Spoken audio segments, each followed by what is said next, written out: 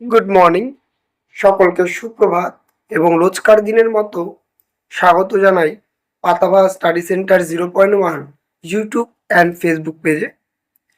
আজকেও আমরা তোমাদের পঞ্চম থেকে দশম শ্রেণী পর্যন্ত মূলত যে বাছাই করা অনুচ্ছেদগুলি রচনাগুলি তোমাদের দ্বিতীয় পর্যায়ক্রমিক মূল্যায়নে আসতে পারে তারই একটি ভিডিও তোমাদের কাছে তুলে ধরছি।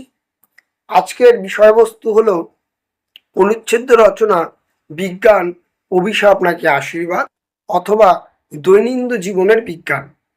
সকলকে বলবো অত্যন্ত মনোযোগ সহকারে ভিডিওটি দেখে নেবে এবং ভিডিওটির শেষে বা ভিডিওটি চলাকালীনই তোমরা একটি খাতায় টুকে রাখবে যাতে তোমাদের কোনো অসুবিধে না হয় এবং তোমরা সম্পূর্ণভাবে ভালো করে তৈরি হতে পারো। চলো তবে দেখে নাও আজকের ভিডিও। প্রথমেই লিখবে তোমরা ভূমিকা, ভূমিকা দিয়ে পয়েন্টটা শুরু করবে, তারপরে এটা লিখে দিবে। এরপরে লিখবে বিজ্ঞান কি বা বিজ্ঞান কাকে বলে, সেটা তোমরা পয়েন্ট করে এই নিচের দুটো লাইন লিখে দিবে। এরপরে লিখবে বিজ্ঞানের জয়যাত্রা, এই যে রইল জয়যাত্রা। এর পরের পয়েন্ট লিখবে তোমরা দৈনন্দিন জীবনে বিজ্ঞানের দান, বিজ্ঞানের কি দান সেটা লিখবে, পয়েন্ট করবে। এরপরে লিখবে কৃষিক্ষেত্রে বিজ্ঞানের অবদান, অবদানটা পয়েন্ট করে নিয়ে তারপরে এটা লিখবে। এরপরে লিখবে শিল্পক্ষেত্রে বিজ্ঞানের অবদান। তারপরে লিখবে চিকিৎসা ক্ষেত্রে বিজ্ঞানের অবদান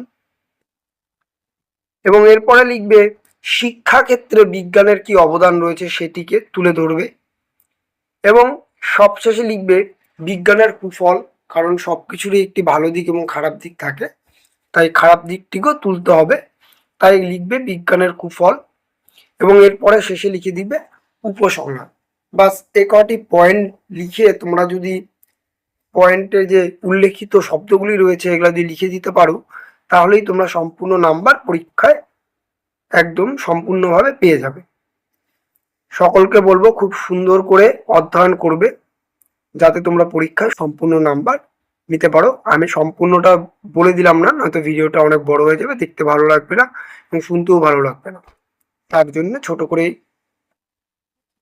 ভূমিকা সহকারে তুলে ধরলাম।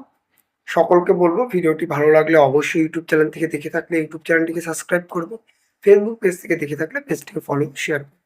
চলো তবে দেখা হচ্ছে নতুন একটি ভিডিও নিয়ে, ততক্ষণ ভালো থাকবে, সুস্থ থাকবে, সর্বোপরি পড়াশোনা করবে। টাটা।